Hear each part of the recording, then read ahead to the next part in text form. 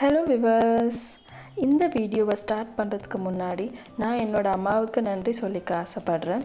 ஏன்னா அம்மாவோட சிக்னேச்சர் ரெசிப்பியில் ஒன்றான மஷ்ரூம் கிரேவியை எப்படி செய்கிறதுன்ட்டு இன்றைக்கி நம்ம சேனலில் பார்க்க போகிறோம்.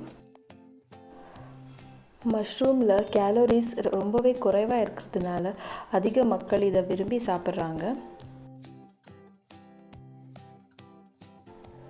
இதில் நம்ம எந்த ஃபேன்சி மசாலாவும் யூஸ் பண்ண போகிறதில்ல.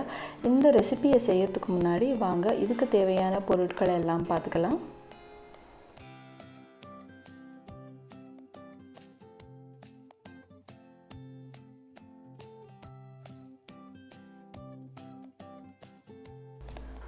கடாய் சூடானதும் அதில் 4 டேபிள் ஸ்பூன் நல்லெண்ணெய் சேர்த்துக்கலாம்.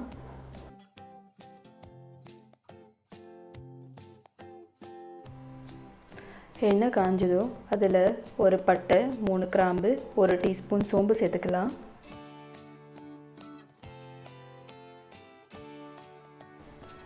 அடுத்து பெருசாக நறுக்கிய ஒரு வெங்காயம் சேர்த்துக்கலாம். இதை கொஞ்சம் நேரம் நம்ம ஃப்ரை பண்ண போகிறோம்.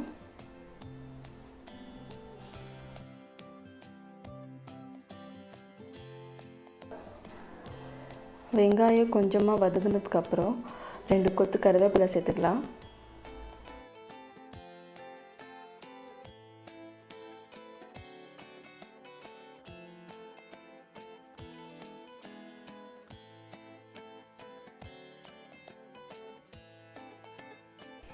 இப்போது 1 டீஸ்பூன் இஞ்சி பூண்டு விழுதை சேர்த்துக்கலாம். இதை நல்லா கோல்டன் ஃப்ரை ஆகிற வரைக்கும் நம்ம ஃப்ரை பண்ண போகிறோம். பாருங்கள், இந்த மாதிரி ஃப்ரை ஆகணும். இப்போது நல்லா க்ளீனாக கழுவி கட் பண்ணியிருக்கிற பட்டன் மஷ்ரூம் 200 கிராம் சேர்த்துக்கலாம். இதை நல்லா ஃப்ரை பண்ணிக்கலாம். நம்ம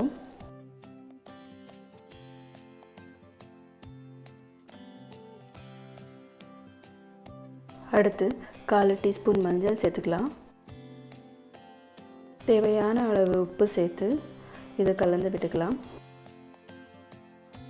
உப்பு சேர்த்து வதக்கும்போது நம்மளுக்கு மஷ்ரூம்லேருந்து தண்ணி விட்டுடும்.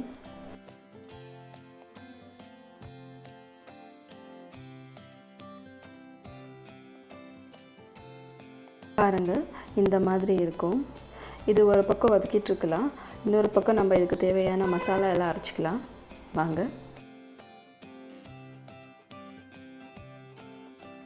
ஒரு மிக்ஸி ஜாரில் 1/2 கப் தேங்காய், கொஞ்சமாக கொத்தமல்லி, 1/2 மணி நேரம் ஊற வச்ச முந்திரி பருப்பு 4, தக்காளி, இது எல்லாத்தையும் சேர்த்து பறித்து எடுத்துக்க போகிறோம். பாருங்கள், இந்த மாதிரி நம்ம மஷ்ரூமை ஃப்ரை பண்ணி எடுத்துக்கணும். இப்போது இந்த ஸ்டேஜில் நம்ம வீட்டில் அரைச்சி வச்ச மிளகாத்தூள் 2 டீஸ்பூன் சேர்த்துக்கலாம். நான் காரம் அப்புறம் கலர் மிளகா 2த்தையும் சேர்த்து அரைச்சி எடுத்துருக்கிறேன். அடுத்து 1 டீஸ்பூன் தனியா பொடி சேர்த்துக்கலாம். இப்போது இதை ஒரு 10 நிமிஷம் வதக்க போகிறோம். நம்ம வதக்கிறதுல தான் பொறுத்து இருக்குது நம்மளோட கிரேவி எவ்வளோ டேஸ்ட்டாக வரும்னுட்டு. ஆனால் நம்ம யூஸ் பண்ணுற இன்க்ரீடியன்ட்ஸ் எல்லாமே ஆல்மோஸ்ட் சேம் தான். ஆனால் நம்ம எந்த நேரத்தில் எந்த பொருளை சேர்க்குறோம், எப்படி வதக்குறோன்ற வச்சு தான் நம்ம கிரேவி எவ்வளோ நல்லா வரும்னு சொல்ல முடியும். இப்போது நம்ம அரைச்சி வச்ச மசாலா ஊற்றிக்கலாம். இதை தண்ணி போடாமல் அப்படியே ஃப்ரை பண்ண போகிறோம். ஸ்டவ்வை மீடியம் ஃப்ளேமில் வச்சுக்கோங்க. இந்த மசாலாவெல்லாம் நல்லா வதங்குற வரைக்கும் ஃப்ரை பண்ண போகிறோம்.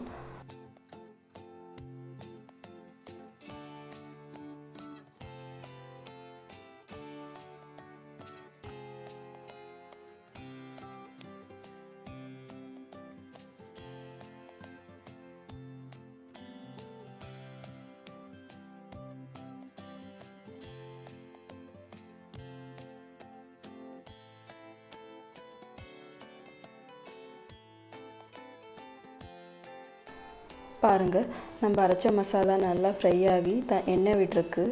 இந்த ஸ்டேஜில் உங்களுக்கு எவ்வளோ வேணும் அவ்வளோ தண்ணி சேர்த்துக்கோங்க. நீங்கள் எதை செய்கிறீங்களோ அது மேலே பொறுத்தது. இப்போது நீங்கள் ஒயிட் ரைஸுக்கு இது செய்யணும்னா கொஞ்சம் தண்ணியாக இருக்கட்டும், அப்போ நல்லாயிருக்கும். இல்லை நீங்கள் சப்பாத்தி, தோசை, இட்லி இது மாதிரி செய்கிறது இருந்தால் கொஞ்சம் திக்காக இருந்தால் நல்லாயிருக்கும். மசாலா எல்லாம் ஏற்கனவே ஃப்ரை ஆனதுனால இது ஒரு 15 நிமிஷம் கொதிச்சா போதும்.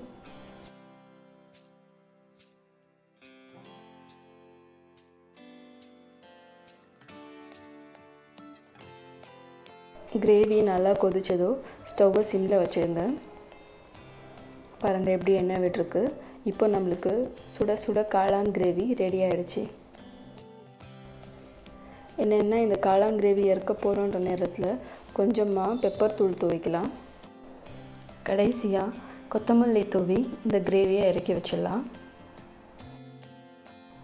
பார்த்தீங்களா வியூவர்ஸ், காளான் கிரேவியை எப்படி ஈஸியாக செஞ்சோம்னு. இன்னும் கொஞ்சம் வதக்கிறதுக்கு கொஞ்சம் நேரம் எடுக்கும், ஆனால் சாப்பிட்றதுக்கு அவ்வளோ அருமையாக இருக்கும். இது கீ ரைஸ், ஜீரா ரைஸ், இல்லை ஒயிட் புலாவ், சப்பாத்தி, நான், களி எல்லாத்துக்கும் ரொம்ப நல்ல ஒரு காம்பினேஷன் இது. கண்டிப்பாக இதை நீங்கள் வீட்டில் ட்ரை பண்ணுங்கள், எல்லாருக்கும் ரொம்பவே பிடிக்கும் இது.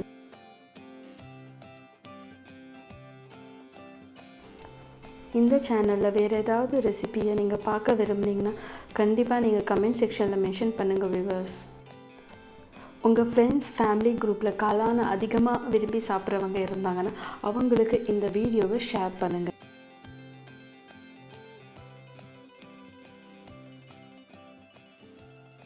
உங்களுக்கு இந்த கிரேவி கண்டிப்பாக பிடிச்சிருக்கும்னு நினைக்கிறேன். நான் உங்களை அடுத்த வீடியோவில் சந்திக்கும் வரை டேக் கேர் வியூவர்ஸ். பாய்.